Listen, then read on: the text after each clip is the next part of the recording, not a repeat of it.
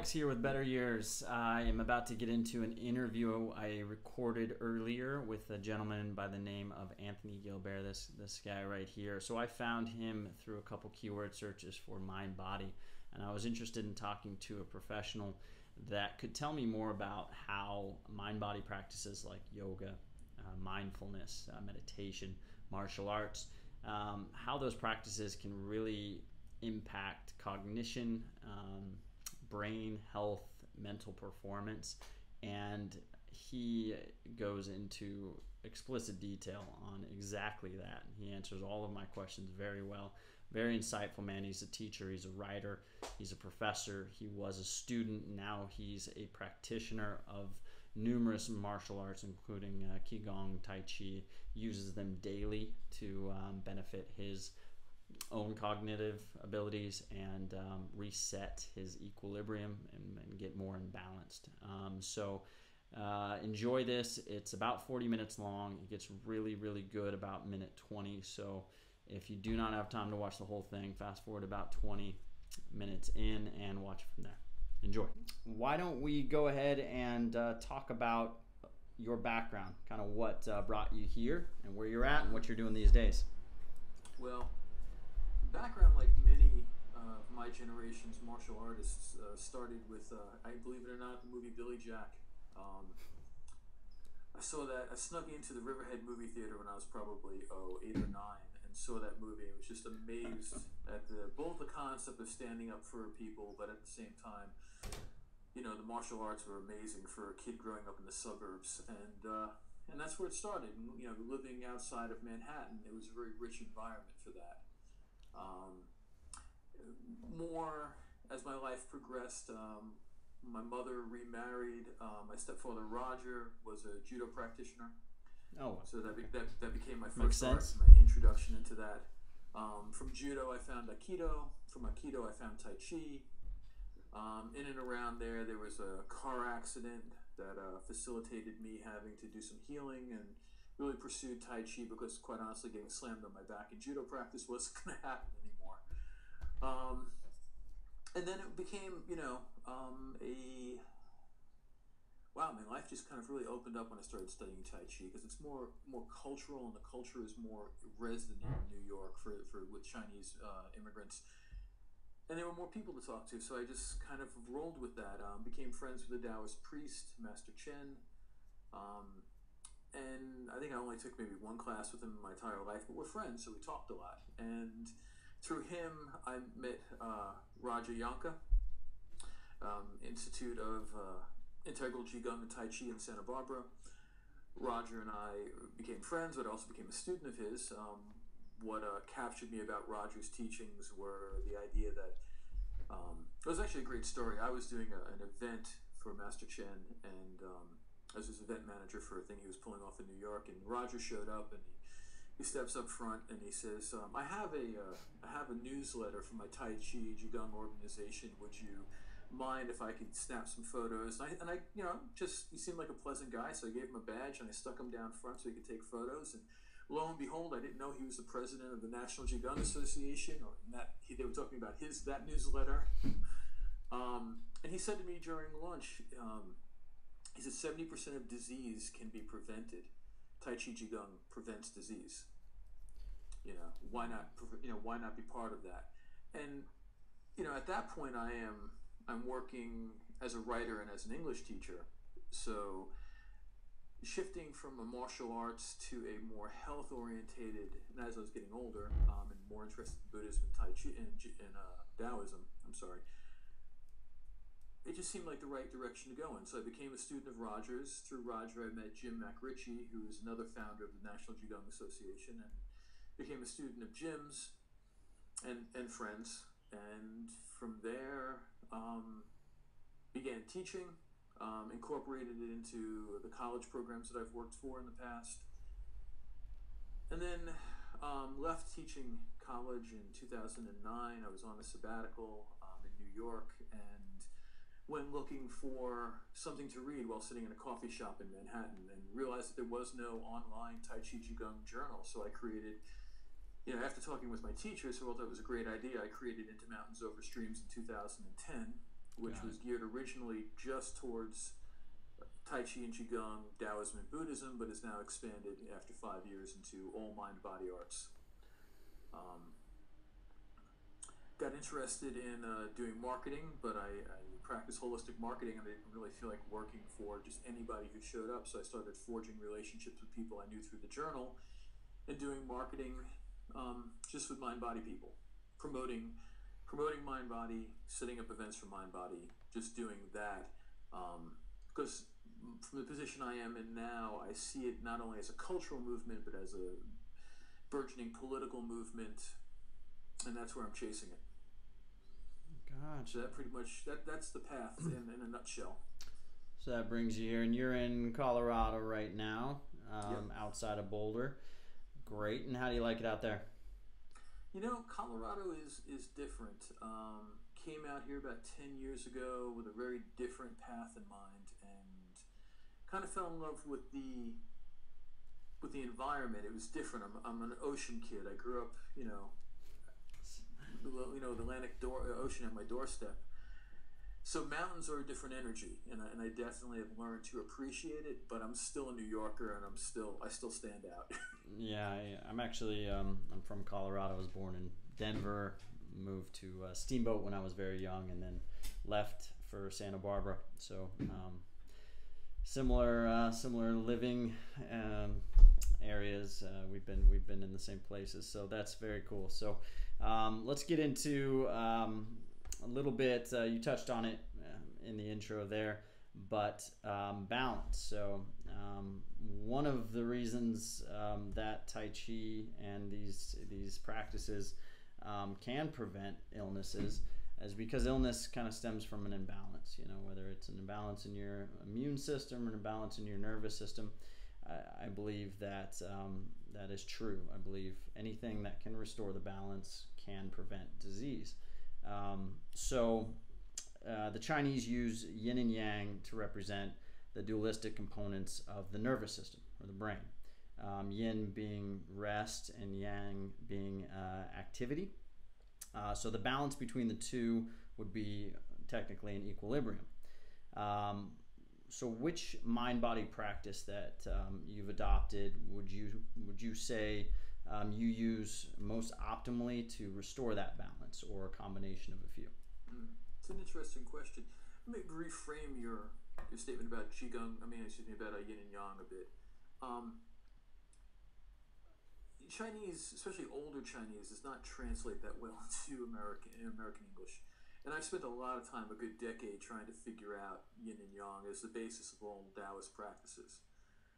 And truthfully, what I've come to is the idea that yin is less rest than it is conformity. Okay. And yang is less activity than it is novelty. So look at that duality as being conformity and novelty. And you need both. You need a healthy healthy combination of both of those, but not in the sense of balance, more in the sense of a dynamic equilibrium, where when things are too conforming, they become unhealthy. And you think about, the fact that when things become ultimately conforming, they stop moving, and then you have death. But at the same side, on the other side of it, when things become too novel, when they become so energetic and full of potential that they can't actually form anything, they don't actually manifest into anything, then you have people who, it's the classic artist who has 1,001 ideas but can't put a word on paper. That's one of the best examples I have of it. So what you really need to do is find not so much the equilibrium, but the dynamic equilibrium between the two, because it's always shifting, it's always moving back and forth. And I think all mind-body arts, to some extent, address that idea of keeping that balance healthy and shifting. There are days that are more yin than not. There are days that are more yang than not. I think awareness of that would be your first step. Gaining awareness of those activities both within your body and within the world around you. I like Tai Chi because of the flow of it. Some Tai Chi is a bit too martial for me, but ultimately it is a martial art. It's not really a health art. It's a martial art. And If you don't understand it that way, then you don't really understand it. And I know that's going to piss off a lot of practitioners, but if you don't know what the Chinese call the yi, the intent of the movement, you won't really understand the art. And a lot of practitioners these days teach it as a health art more as a qigong than a tai chi, and they really miss the value that it has. So for me, qigong is the practice that I go to. It's vast enough. It has dynamic flow. It's meditative. It fills so many gaps, and it as I don't want to say pacified myself over time, but as I stopped being concerned with how strong I am or whether or not I can kick somebody's ass, and really got more into concerns about my own health, my own well-being, my prosperity, my family, my community, I don't really need to train martial arts. So for me, qigong is the thing that keeps all the elements of those practices moving. It's both a meditation and a movement, and it can be practiced in many ways. There's upwards of 10,000 forms of qigong. And one of the great things about it is that it's not particularly any specific form of qigong that is beneficial for you. The best form is the form you're going to do.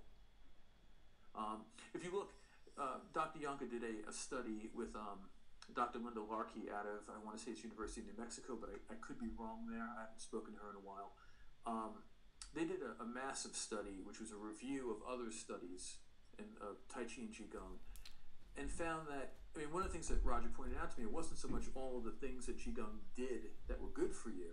It was the fact that everybody was using a different form to achieve all these great results. So there is no real one form that I could point to and say, do this. I think maybe finding the right teacher is better than finding the right form. Okay. And we'll get into suggestions there, and we'll post some links and stuff if you do have any specific suggestions. Obviously, geography and where they're at is going to be a factor. I know in my hometown, I don't think I could find any Qigong instructors in Steamboat. Maybe Denver? in Steamboat, smaller towns. So. I know Steamboat. I've been up Tai there. Chi, probably, but... Yeah. I thought about taking a job teaching there, and had I, there would be a Qigong teacher there. But, that would be great. Yeah, it's a gorgeous town. It is. Okay, so that's a good response. So takeaway from that is start with finding a teacher who really does exemplify kind of that balance and really does start with the result in mind more than just this is my art and this is what I'm going to teach you. It's more of kind of what are you looking to do, and then we can start there more or less. How would you define or describe innate potential, and how does it relate to cognition? Well, I've been chewing on that question for a while since you gave me a heads up on it. Cognition, the idea of acquisition of knowledge and understanding, experience, perception, sensation, all of those things I would say define or expressions of our innate potential. Everything that's living has a potential. Everything that exists has a potential. Our innate potential is really what we are capable of at a species level. You have that, what is humanity capable of? That's our innate potential. And then there's the innate potential of the individual who, as much as I'd love to say, yeah, everybody's got equal potential, they don't. We're all diverse. We're all different. We're all unique expressions of humanity. We don't have the same potential. I'm a good writer, and I happen to be good at movement, but I'm also dyslexic and suck at math. I don't have those potentials. Other people are and do. Okay. So innate potential, really, in that sense, is your most basic, your most basic potential as a human being, or the specific human being that you are, I should say. How that relates to cognition? Well, it's kind of a twofold thing. A lot of that innate potential is limited by our perception of ourselves, our perception within culture, What does it mean to be? I mean, think of the list of things that we have. What does it mean to be a male? What does it mean to be an American? What does it mean to be human? What does it mean? And then add in every other cultural distinction that we put in there. All those things limit us in seeing our true potential. You know, we've been around. This is one of the things that kind of bugs me out. Is that our species. My partner is an anthropologist, so I get these lectures about species. Oh, that's perfect. We've been around going on 500,000 years in this form. You know, we have tremendous potential, and it has ebbed and flowed throughout time. And getting back to that, I think all those things, those elements of cognition that we use on a day-to-day basis, can be dramatically improved by getting back to basics. Eating quality food, practicing, having some sort of a mind-body practice that allows you to experience them. That's one of the things that I want to point out, is that one of the greatest things about mind-body arts is that they help you experience potentials you didn't know within yourself. If you are, take something like meditation, where you're completely inwardly focused, you're following your breath, you're observing your mind. As you're rolling through that experience, you're having this ongoing experience of self that is at a deeper level than the one that you use to drive to the story. When you're doing mind-body arts, yoga, tai chi, qigong, you're sitting there and you're doing your postures, and when you move from what you thought you were capable of doing to what you were truly capable of doing, your mind opens up. All of a sudden, that potential is real for you. It's not something that's fake. It's not something that some teacher's telling you, oh, in 10 years you'll be able to do this. But no, you've done it now, and you've experienced it, and that's the crucial part of it. Once you experience it, it opens up and expands your ability to conceive of yourself in new ways. And whether that is, I want to become a better fighter, I want to become a healthier person, I want to be a better lover, or I want to get rid of cancer. That's what it comes down to, a new experience of self. Got it. That is a very good answer. Okay, so moving on here, I've got a question for you. How have you come to realize the direct impact of mind-body practices on your personal ability to maximize thought and senses, i.e. cognition? So this is kind of piggybacking on the last two questions, but how have you come to realize that direct impact that you just described? When did that realization happen, and what was the process there? That realization happened for me probably in my early 30s. I was listening to, this is strange, you don't really take, when you're on your path, you don't take account of your path. You're too busy focused on the moment by moment things that you're doing and your aspirations, as opposed to somebody else's perspective on what you've done and where you're going. And for me, it was two things. One, two incidences, I should say. One had to do with listening to my mother talk about me as a 20-year-old, and she said, somebody was saying, it was kind of an amazement when I became a college English professor, because I was not on that track in high school. Let alone the fact that I was dyslexic and had problems with words and numbers. And my mother was explaining to somebody that, he started meditating. And then all of a sudden, I started realizing that he wasn't having the same problems anymore. His checkbook wasn't messed up. His notes that he would leave had all the words in the right order. And to me, the realization came listening to her talk about it. This image of me as a 21-year-old sitting on my back deck with my dog meditating. What I had learned to do was be more present and slow my mind down. And that's when I first started to realize that the actual impact of mind-body arts was a deep awareness of self and an ability to control self, I mean, I am dyslexic, there's no way around it, it's the way my brain is wired, but by being more aware, I am less likely to create the mistakes that kind of stunted me in high school. I've gone on, obviously, to get multiple degrees, and to become a college English professor, a publisher, a marketeer, an entrepreneur. All of those things came from this ability to slow down and be present. And it also helps in the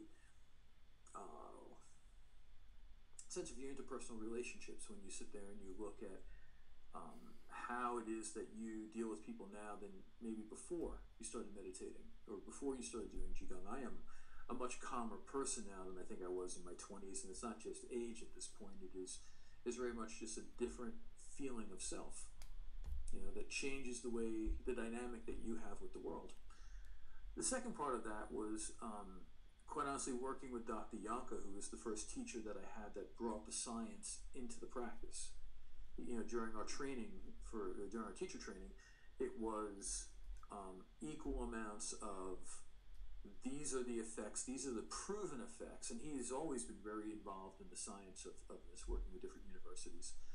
And seeing that and realizing, as I started to take the research element of my life as a literature professor and a literary researcher and apply it to this field, I started getting more into, wow, all these are the studies that are going on, look what people are going. I've actually made some notes about this, even before I got your questions about things I wanted to touch on. One of the best pieces of literature out there that I've come across was by a Major G.W. Dickey Jr. from the United States Marine Corps. His master's thesis is available online.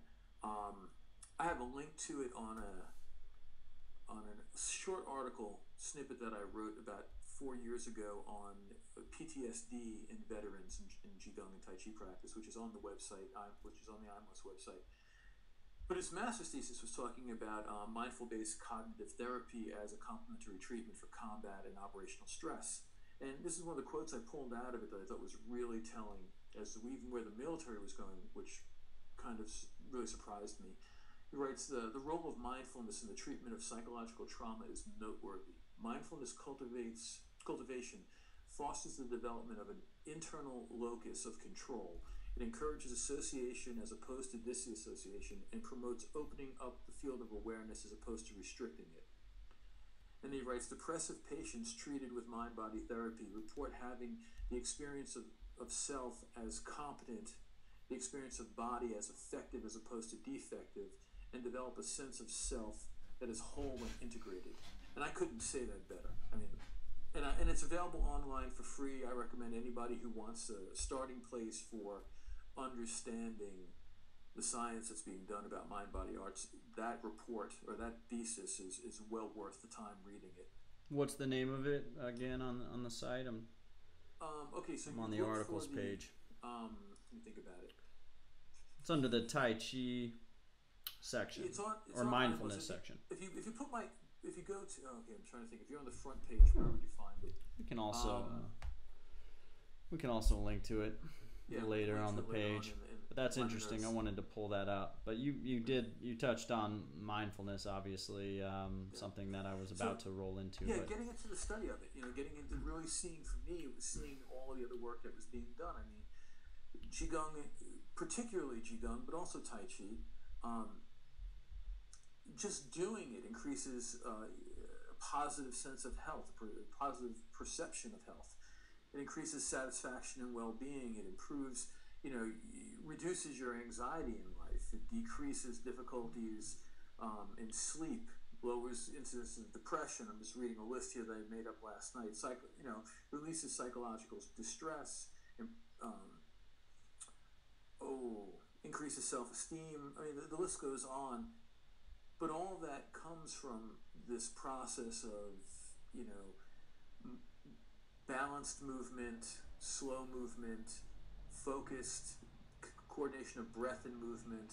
All of that somehow releases the trauma of our day-to-day lives, and that opens us up. Now, I mean, if you're suffering, if you're an older person and you're suffering with some sort of debilitation, doing these things will definitely help you come closer to what you consider optimal. If you're a young person and you're doing this, I mean, you could really open yourself up and maximize yourself. I mean, back in the 70s, they talked about the human potential movement. This is it. This is the benefit of all that research that was done, which is that if you engage in mind-body practice, whether it's yoga, Tai Chi, meditation, all of them, you will be a more effective person.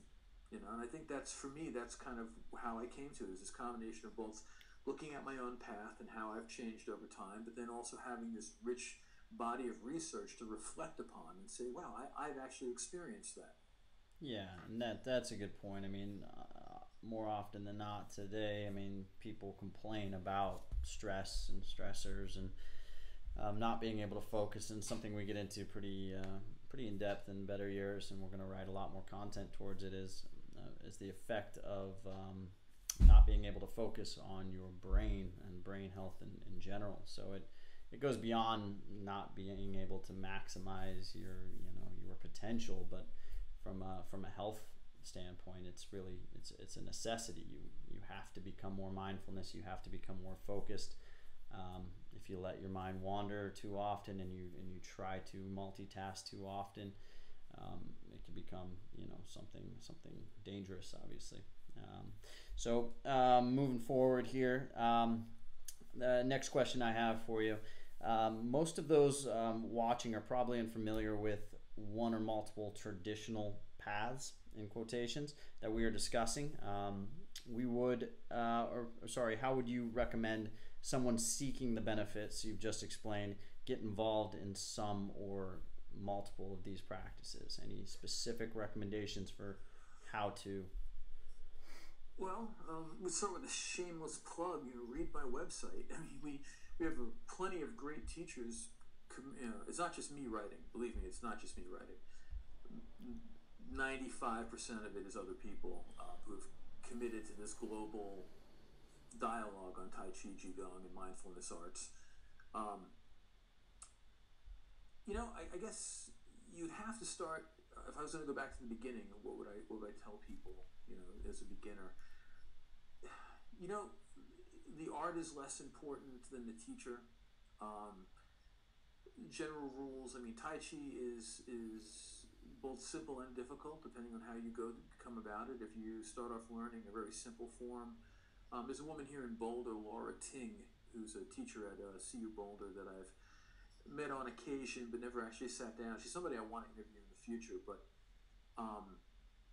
she starts off with learning the Beijing. I think it's 12. It's basically a very short form that the communist government created for general distribution in China. She starts off with that and then goes step by step all the way up to the 107 step form, into the Chen form, the old school, the new school. I mean, it just goes on. But it comes down to the teacher, and here's what I would have to say about that. Lineage is less important than personality. Does the person you're working with actually exhibit what you think a quality mind-body practitioner should? Now, everybody who comes to the practice comes to it with a certain sense in their mind. Is that person really demonstrating what they talk about?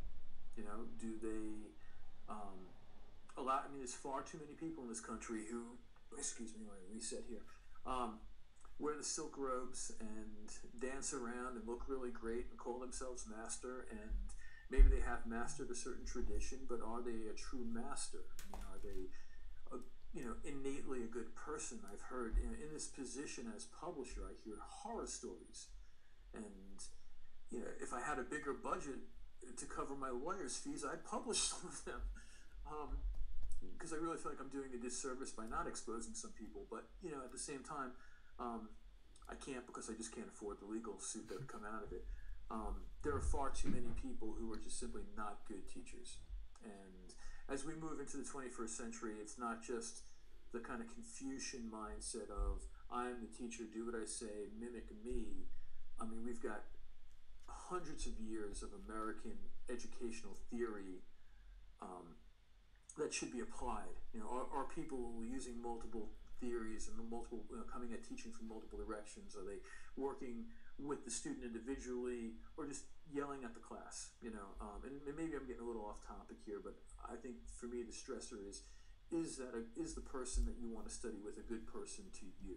Don't get caught up on they have a picture of their master on the wall and they've got all their certificates, and all of that is meaningless to are they a good person, because ultimately these arts are about cultivating the student, and the student is not a reflection of the teacher. The student is a unique being, and is that teacher cultivating your own uniqueness? Are they trying to make you a carbon copy that was laid out 200 years ago by some guy at the head of a tradition who said this is what a Chen style practitioner should look like? So it is, at the same time as it is an absolutely wonderful lifestyle to be engaged in, it is also one that you have to approach with a certain amount of do your homework. Get out there, check. Do not buy anybody's story at face value. There are a half dozen decent writers. I'd recommend my own teacher, Roger Yonka. His book, The Healer Within, is a great starting point.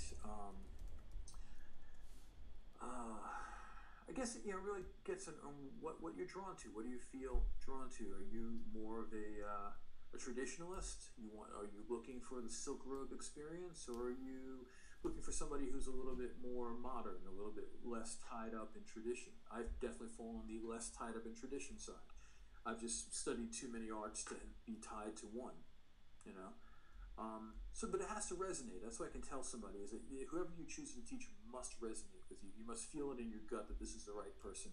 And then if your gut changes, have the strength to walk away and go find another teacher. Because it is a lifelong pursuit, and not everybody deserves our lifelong, attention.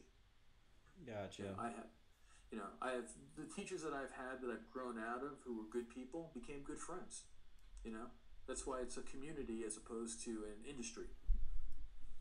Gotcha. So maybe start with friends, start with networks. Try to find someone within your network that's been working with someone specifically for a while. Maybe in some of these arts, they may not be as out there and as easy to find with a simple search. Maybe the really good people, you will have to dig a little bit deeper. I'm not sure, but I'd also point. I haven't been on the website in quite a while, but I would point people to the National Qigong Association website. I'm sure they have a directory up there of people who are associated with them, and it's quality. And knowing two of the founders, it's a quality institution, and it should be. It could be a good starting place for people. The NQA. The NQA, National Qigong Association. Perfect. I'll list this and I'll link this in the show notes too. So the snowball from that,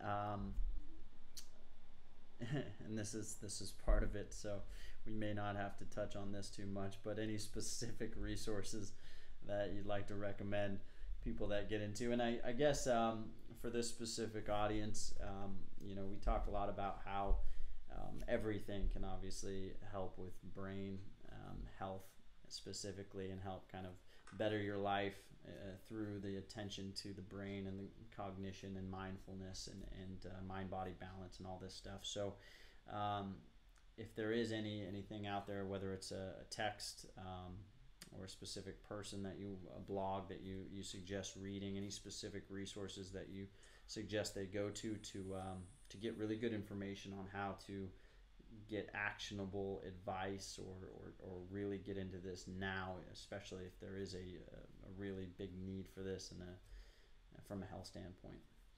Well, I'd say let's work with people who are in need of health, right? They're looking for mind-body practice for a health issue. I would start with, I'm going to make the assumption that if you're looking at it from a health issue, you might have approached some holistic practitioners, whether it's an acupuncturist, a chiropractor, or somebody in your community that you're working with. I would start with them, asking for advice. I'm sure they're networked with somebody, and then just keep pushing, keep knocking on doors until you find the right person.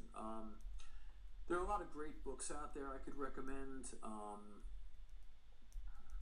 and unfortunately the list is not coming up right now. And you can send it to me afterwards. I'll link it. Yeah, I'll send it to you afterwards. We'll put it up on the website. Perfect. There's a handful of really good books that are out there that are just great places to start. But again, it's mind-body practice, and you really, I don't want to shoot people down who teach online. Some very good teachers have done some effective jobs at it, but in general, you need to have a teacher. Present. In general, I think it's not really a good idea to approach this from a book.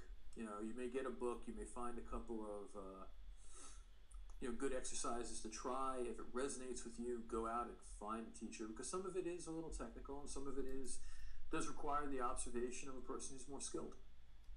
Gotcha. So maybe if it is a health scare, for example, it could start with maybe a naturopathic doctor, someone that can really look at mind, body holistically. Maybe it's something that they do not particularly need to jump into right then. Maybe it's a acupuncturist, someone that can just kind of be a consistent helper, but then that would lead to a referral for someone that maybe could teach Qigong or maybe a mindfulness practice or a meditative teacher, someone in the area that they can then go to and get involved in this kind of holistic health path. It's very much a ladder, a set of stairs, however you want to look at it. It does, it's you focusing on yourself and finding the best people who are going to support you, but that's an individual, personal, subjective choice. I can turn around and say, Frank Allen in New York. I haven't studied with him. I interviewed him once. I love the guy. He's a great Tai Chi practitioner. He's an amazing wealth of knowledge.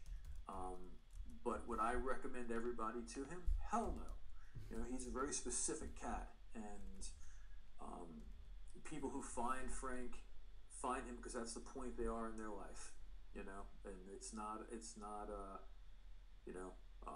If you know him, you understand why he's great, and if you don't, maybe you shouldn't look for him. And I think that's the way it is for everybody. Everybody's going to find the right teacher when they start looking, and then, move on from there. I've got his website pulled up here. He looks like a serious individual. He is a very serious individual. Wow. There's a picture on his website. Just scroll through of him doing some, I don't know if it's a self-defense maneuver or what, but he's got some lady by the neck. It might be my ex. I'm not sure. Yeah, no, she looks like she could be your grandmother, actually. Maybe not. But anyways, so a couple more questions here. So real quick, one short one. So what is your morning routine? I always like to ask people that kind of are involved in I've been told cognition I'm and a mental little health. obsessive about my morning routine. That's perfect. This is what we like. We like to Okay. we like to hear the obsessive, the strange. Give it to us. Okay. 4 a.m. every day. Oh God. And I've trained my dog to keep me on the straight and narrow with this. My dog will not let me sleep past 4:30. Got it. So I get up. Generally, I start with some internal, what's called Neigong, internal moving of energy. How do you spell that, real quick? Neigong. Got it. Okay. So if we break it up, it's roughly 20 minutes of Neigong, 20 minutes of Zen style meditation, 20 minutes of Qigong. At that point, the dog is ready to go for a walk. We do a mile. I come home, and at that point, and usually somewhere during that mile, I talk to my mother because she's in Florida, and she's my mom, and that's a good time to talk to her. Of course. And then I get home, and at that point, my partner and her kids are getting up to start their day, and I have completed everything I need to do, and usually cook breakfast. Wait till everybody leaves the house, and then I start work. Perfect. So some patterns here. Anything specific for breakfast? Anything that you stick to, or? Again, having a partner who's an anthropologist, we argue about the paleo diet not being really paleo. Yeah. But I do eat what would be considered a traditional diet. Okay. I eat unprocessed foods. I do eat meat, though not a lot. Mm-hmm.